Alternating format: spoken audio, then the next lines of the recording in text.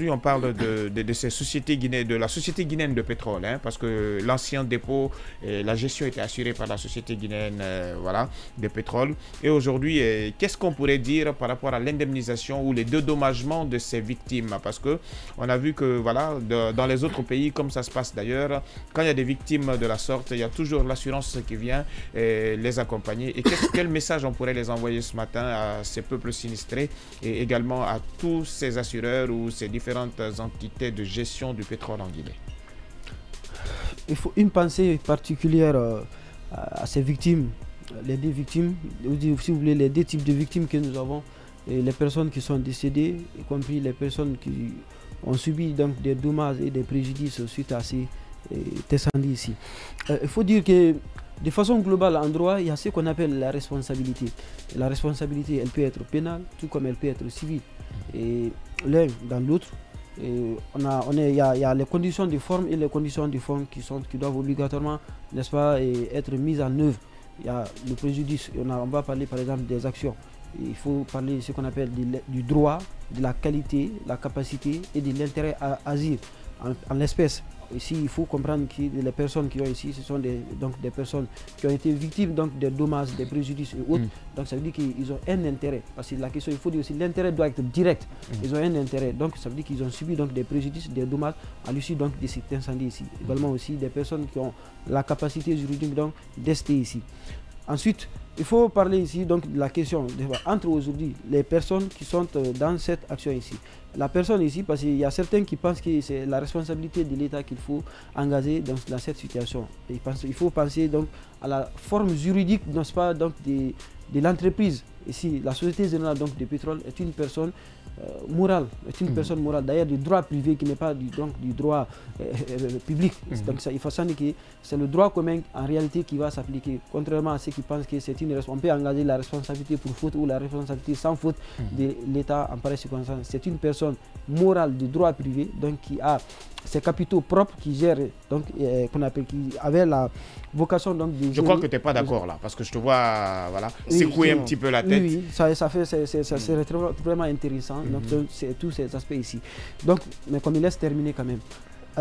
Donc c'est une personne morale. Il souffre de te voir terminer. Oui, c'est une personne morale donc de droit privé, qui a la compétence, la mission donc de gérer l'entreposage ici.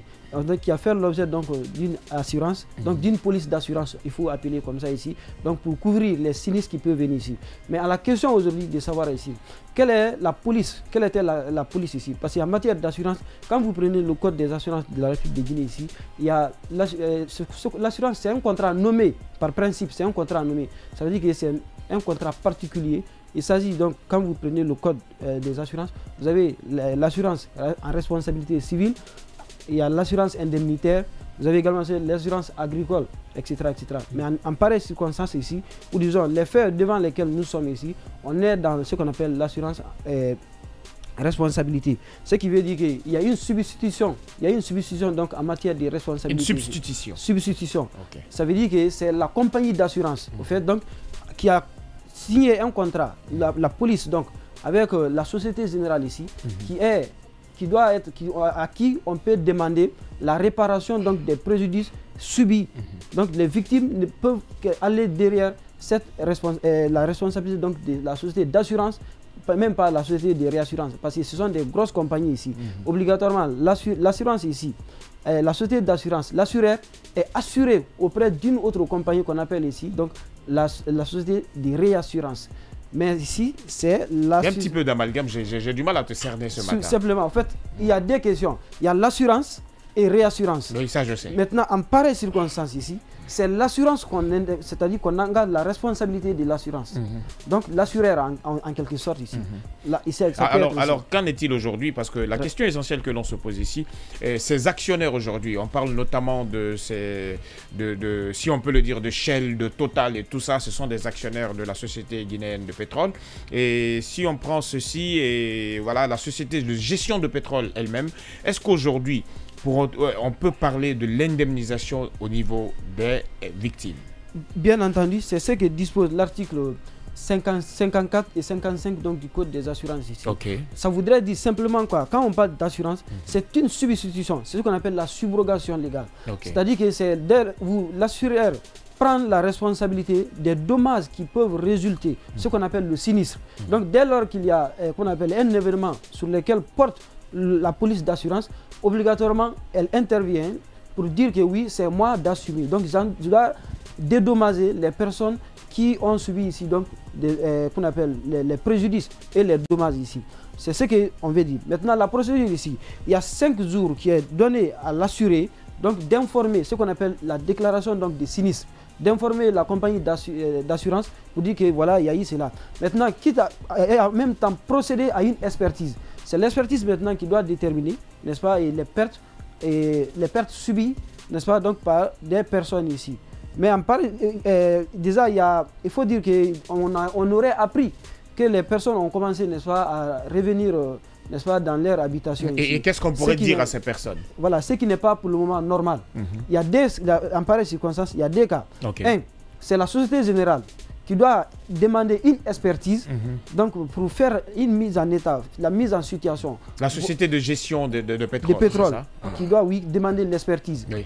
Okay, pour, n'est-ce pas, voir quels sont les dégâts causés ici. C'est-à-dire les faits justificatifs, on les appelle comme ça en matière d'assurance. Avoir les faits justificatifs, donc pour aller devant l'assureur, pour dire que voilà, c'est ce qui a été, occasionné à la surveillance donc du sinistre ici.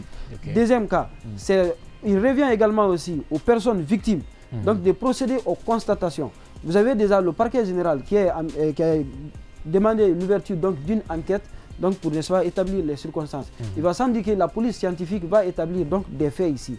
Donc, autre chose à interpeller, disons, si on peut dire aux citoyens, c'est de procéder à un constat d'huissier. C'est-à-dire rassembler donc toutes les preuves ici. Toutes les preuves, c'est-à-dire de ne pas retourner encore dans les habitations, de prendre les différentes photos, les différentes images qui pourront servir à un procès. Très bien. C'est un procès civil ici. Okay. Donc, les moyens de production de preuves incombent aux demandeurs.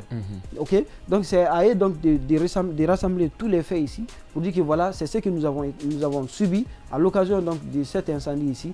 Donc, nous demandons réparation ici.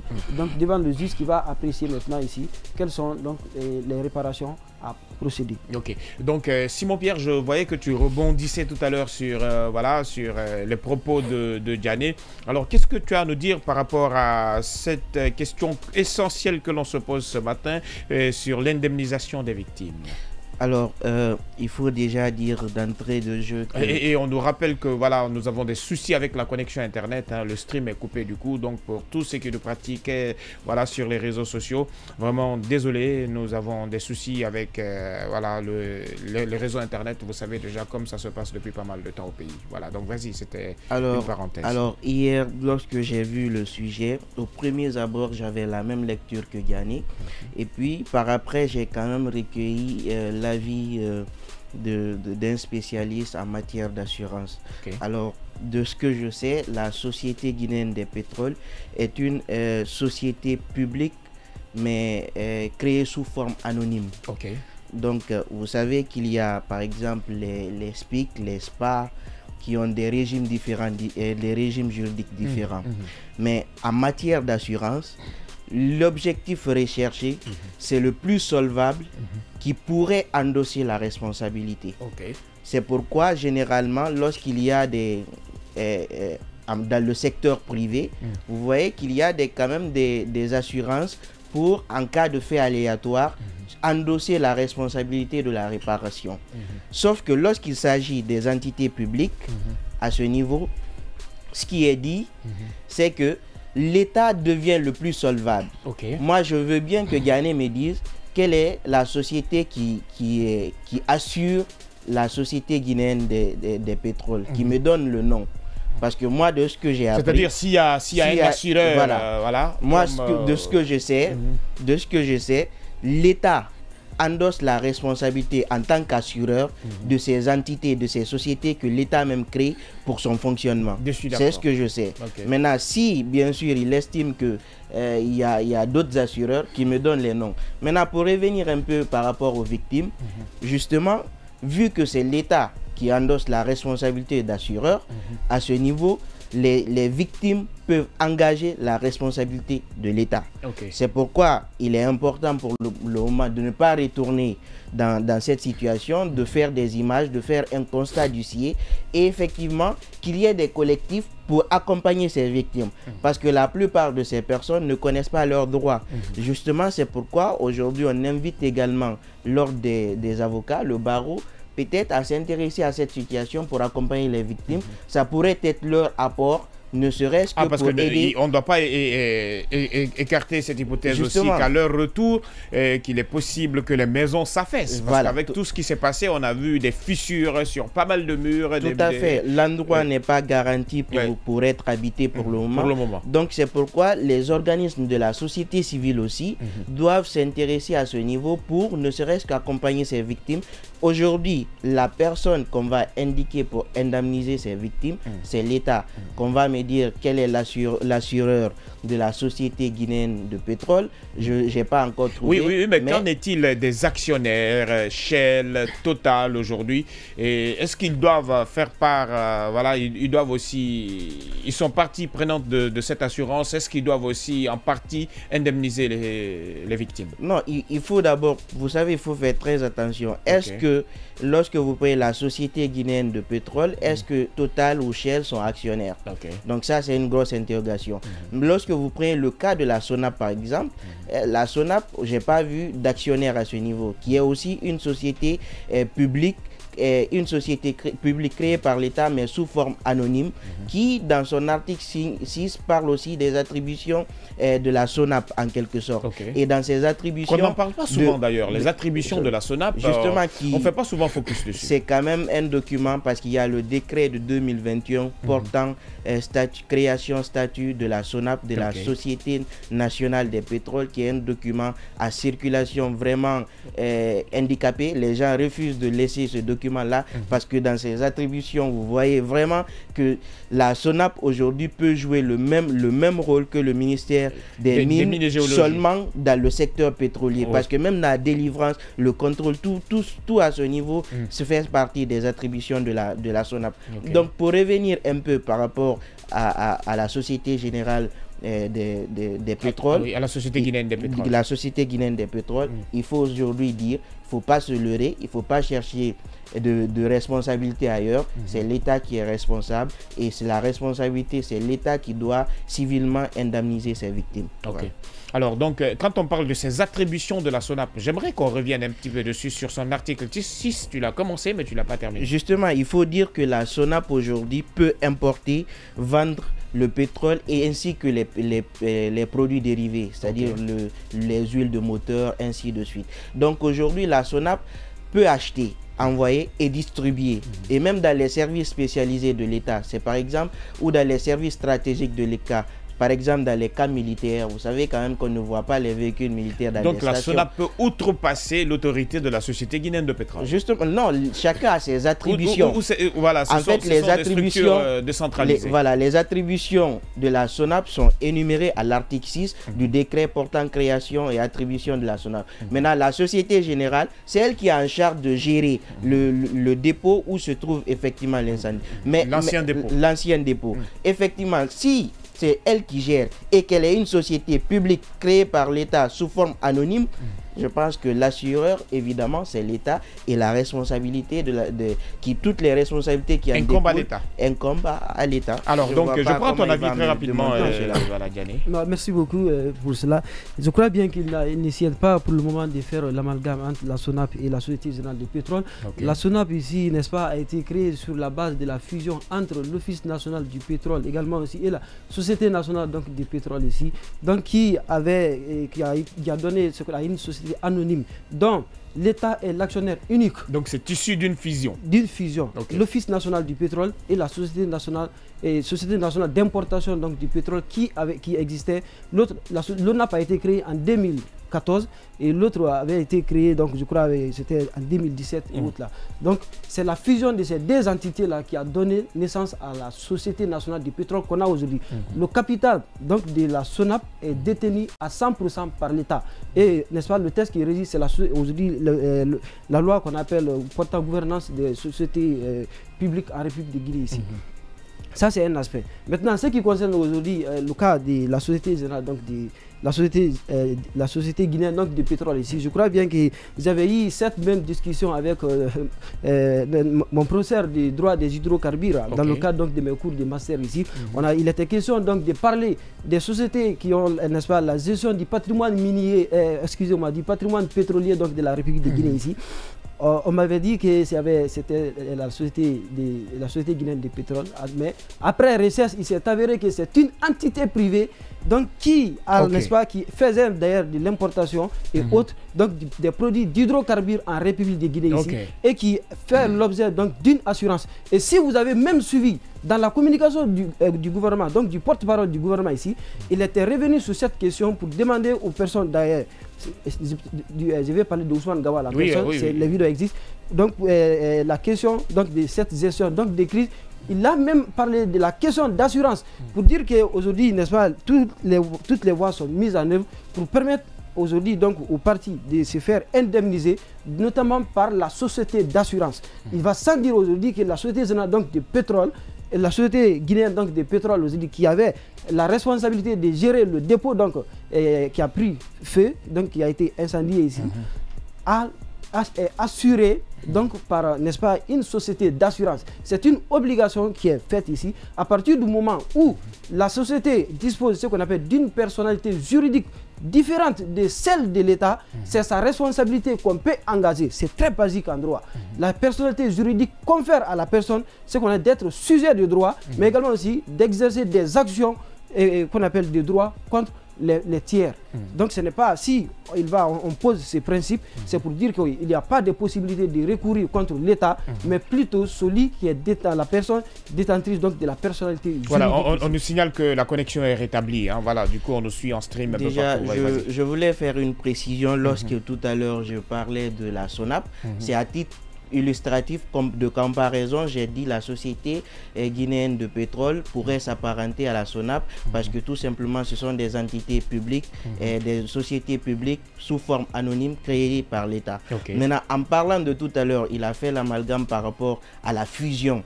Il faut dire que c'est pas la fusion de la Société nationale d'importation de pétrole SONIP et de l'ONAP. Cette société vient remplacer parce que lorsque vous prenez l'article 3 du décret portant création de la SONAP, voici ce qui est dit à l'article 3. La Société nationale de pétrole remplace les structures actuelles en charge du secteur pétrolier, à savoir la Société nationale d'importation de pétrole. Donc ce n'est pas une fusion, mais ça remplaçait automatiquement les anciennes structures. Maintenant, j'en viens. Tout à l'heure, il parlait de la responsabilité de... La fusion, c'est prendre les autres structures et les voilà. C'est ce que le décret dit. Ça veut dire que c'était des sociétés qui existaient. Oui, mais le décret, je crois qu'en quelque sorte, ça cède la place. La fusion est différente du remplacement. Et ce que je vais dire, je termine rapidement. En droit, il y a le régime de la responsabilité et les régimes différents. Mais ce qu'il ne faut pas occulter, c'est que lorsqu'une société publique est créée par l'État, sous forme anonyme, l'assureur de cette société-là, grandement, c'est l'État. Maintenant, je me dis, je lui ai demandé tout à l'heure de me donner le nom. Alors, la question, non, permets que je termine. Donne-moi le nom. Très bien. Donne-moi le nom de l'assureur de la Société guinéenne de pétrole. Merci beaucoup. Tout simplement. Maintenant, certainement, pour vous répondre, pour vous satisfaire simplement, il est question de savoir ici, quelle est la nature juridique de la Société générale de la Société guinéenne de pétrole.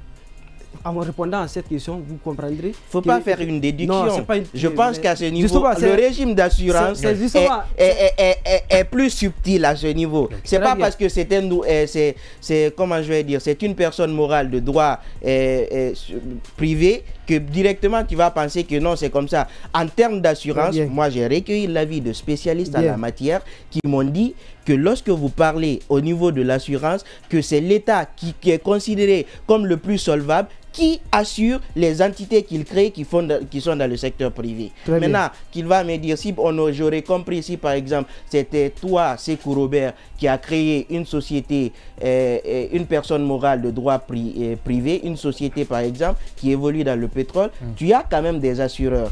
Mais à ce niveau-là, on parle de l'État et en termes d'assurance, on considère que l'État est le plus solvable. Alors, donc, ça revient à l'État d'indemniser ou de dédommager les victimes. Non, il ne revient pas en pareille circonstance à l'État d'indemniser. J'ai dit très bien, il faut faire on est en droit d'assurance. L'État, comment on appelle, l'État et ses préposés ne sont pas soumis au régime d'assurance. Ça, c'est un principe en droit d'assurance. C'est donc, que ce soit les collectivités locales, les véhicules administratifs, tous ceux qui exercent ce qu'on appelle une partie des prérogatives donc de l'État ici, ne sont pas soumis au régime d'assurance, effectivement par rapport à ce qui a été dit ici. C'est pourquoi je l'ai dit, de comprendre aujourd'hui quelle est la nature juridique de la société guinéenne de pétrole aujourd'hui. Si c'était la SONAP, la SONAP c'est une entité aujourd'hui qui est détenue à 100% par l'État. Mais tel n'est pas le cas aujourd'hui donc de la société guinéenne de pétrole. Donc ça veut dire que la société guinéenne a fait l'objet, qu'on appelle faire l'objet aujourd'hui, est soumis ce qu'on appelle à une police d'assurance. À une police qui est avec une compagnie d'assurance qui est en République de Guinée ici. Peut-être ce qu'il a besoin, l'information qu'il a besoin, je ne suis pas en mesure donc de le dire aujourd'hui, quelle est la compagnie d'assurance qui est là, mais c'est une entité privée dont qui regorge plusieurs actionnaires dedans. Donc il y a des qu'on appelle particuliers qui ont déposé ce qu'on appelle des capitaux au sein donc de cette entreprise pour faire fonctionner ici. Et c'est ce qui ressort même de l'objet de la communication du gouvernement et du porte-parole du gouvernement. Je reviens là-dessus. Peut-être que les vidéos encore sont en ligne. Hier, je l'ai suivi donc la question pour dire que c'est à la compagnie d'assurance qui est là. Ça, c'est sur la base des informations obtenues. Et je reviens encore pour dire que la forme juridique de la Société Générale, ici, c'est une société qui a un capital privé. Ce sont des entités extérieures qui disposent donc les actions dedans. Donc, la Société Générale est concessionnaire. En droit de contrat, la Société guinéenne est concessionnaire. C'est-à-dire que l'État, disons, a donné un contrat donc pour l'exploitation de cet entrepôt qui a pris fait. Et donc il revient à la compagnie d'assurance de dédommager et non à l'État. Voilà, donc tant que cette société, voilà, tant que la compagnie d'assurance, voilà, comme tu venais de le dire, l'État a donné plein pouvoir de gestion voilà, de cette instance à cette structure, donc il revient à l'assureur de payer. Tu es d'accord avec son point de vue? Non, ça n'a rien à voir. En fait, il faut faire la part des choses. La concession en droit administratif, l'État vous donne, vous gérez. Mais de ce qu'on est en train de parler, c'est une entité créée par l'État sous forme anonyme. Non. Et c'est ce que j'ai dit, je réitère. C'est une société publique créée par l'État sous forme anonyme. Non. Maintenant qu'ils me contredisent, qu'ils m'envoient le RCCM, on va voir.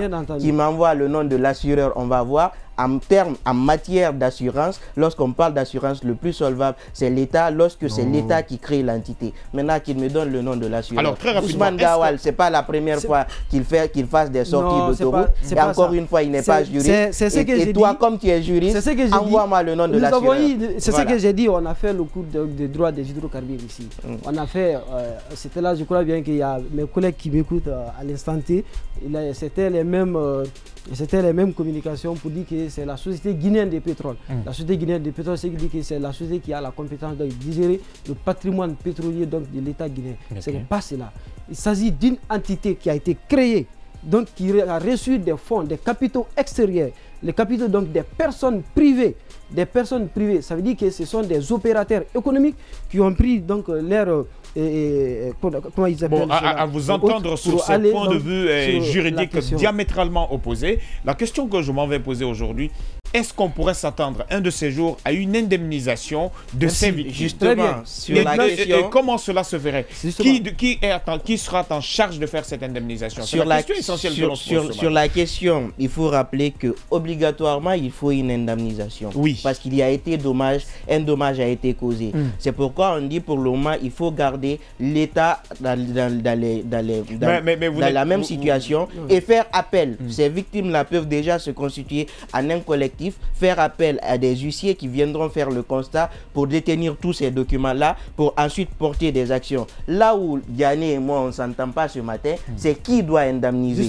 La question, sinon, par rapport à l'indemnisation, on est tous sûrs, on est d'accord, unanime là-dessus, qu'il faut qu'il y ait indemnisation et le droit dit qu'il doit y avoir indemnisation. Et l'intérêt, justement, l'intérêt de cette discussion, c'est d'amener les justiciables à ne pas taper à la mauvaise porte. Justement. Vous comprenez? C'est de savoir ici qui faut-il engager sa responsabilité. Est-ce que c'est l'État ou bien est-ce que c'est la société générale? C'est l'intérêt donc de notre discussion et c'est ce qui permettra donc... Et on a également le message du procureur en chef. Hein. Ce matin, il nous dit l'État est aussi actionnaire. De plus, si l'assurance n'est pas faite, le fonds de garantie des assurances et réassurances doit prendre le relais. Justement. Même si c'est une entité étatique, la responsabilité civile est du ressort de la société d'assurance. C'est le message que nous envoie voilà, le procureur. Je ne sais pas, voilà. Aujourd'hui, on se pose tous cette question hein, par rapport à l'indemnisation. Qui devrait le faire justement? Je crois que là, on peut se dire en quelque sorte que de part et d'autre, l'indemnisation peut venir voilà, de tous les bords. Ouais, justement, le fonds de garantie d'assurance ici, il faut dire que c'est un fonds qui est déjà logé auprès donc de la banque centrale, donc de la République de Guinée, donc qui, si vous voulez, qui peut être constitué comme étant ce qu'on appelle aussi une mutuelle.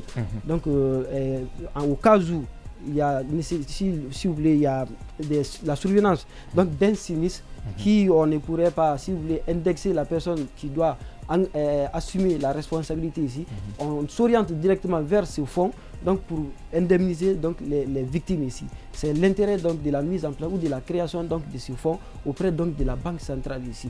Mais sauf que dans le cas espèce ici, c'est pourquoi j'aime beaucoup cette discussion entre... et vous avez pratiquement une minute hein, parce qu'on entre est le talonné procureur par le et moi temps, ici, parce que ça nous permet, au lieu d'aller directement ici, c'est l'impossibilité de trouver qui doit donc indemniser les citoyens qu'on va recourir ici. Mais à partir du moment où la tête, c'est-à-dire que celui qui doit vous dédommager, si vous connaissez la personne, il ne sert à rien donc de partir vers... Alors si on a un conseil très pratique à donner aujourd'hui, parce que je sais qu'il y a de l'amalgame que vous n'arrivez pas du tout à vous comprendre sur les, voilà, sur les responsabilités de chacun et comment doit être faite l'indemnisation. Aujourd'hui, il y a voilà, le procureur en chef qui nous envoie cet autre message. Il faut toutefois conseiller aux sinistrés de prendre des photos et des vidéos des dégâts avant les travaux. Justement. Voilà. Donc à ce niveau, si vous avez d'autres conseils à rajouter très rapidement, parce qu'on est talonné par le temps, il nous reste pratiquement quelques secondes. À la matière, je pense qu'il n'y a pas mieux parce que lorsqu'on a dit tout à l'heure qu'en matière civile, c'est vous qui portez l'action qui devrait démontrer effectivement que vous êtes victime de ça. Donc, il revient aujourd'hui à ces victimes-là de constituer un collectif, de prendre des vidéos, des images et de faire un appel à un huissier qui va venir faire le constat. Et l'exploit d'huissier qui sera utilisé permettra pour la suite de la procédure. Maintenant, notre amalgame tout à l'heure, Diané et moi, voilà. Je crois que vous reviendrez sur ça en off ou bien demain. Voilà, comme on a le dernier rendez-vous de la semaine, ce sera vendredi demain, vous aurez tout le temps d'en parler et de régler vos différends et trouver en quelque sorte un consensus. Parce que ce qui nous intéresse ici aujourd'hui, le plus important, c'est l'indemnisation des victimes. Si nous avons des conseils pratiques à donner à ces victimes pour qu'ils soient voilà, indemnisés dans les prochains jours, c'est ce qui est le plus important. Du coup, comme on venait de le dire tout à l'heure, il est très important pour vous de garder des images, garder les preuves, garder voilà, tout ce que vous pouvez avoir d'illustratif qui montre à suffisance que vous avez été impacté par cet incendie du côté de Kaloum. Comme ça, un de ces jours, certes, on pourrait penser à l'indemnisation. Justement, par rapport un dernier mot très rapidement. On est talonné par le temps, on est à 51 minutes. Je conseille aux victimes de prendre des avocats et de se constituer en un collectif, faire un constat d'huissier, garder tous ces éléments-là pour après porter des actions. Merci à tous, merci de l'intérêt. Et voilà, donc toi tu veux 10 secondes, mais très malheureusement on est talonné par le temps.